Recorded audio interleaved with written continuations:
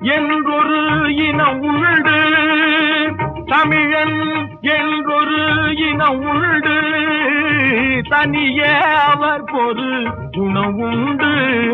தமிழ்தம் அவனது மொழியாகும், அன்பே அவனது வழியாகும், அன்பே அவனது வழியாகும். கலைகள் யாவினும் வல்லவனாம், கற்றவர் எவர்க்கும் நல்லவனாம். கலைகள் யாவினும் வல்லவனாம், கற்றவர் எவர்க்கும் நல்லவனாம். நிலைகொள் பற்பல அடையாளம் நின்றன இன்னும் உடையோனாம், தமிழன் என்றொரு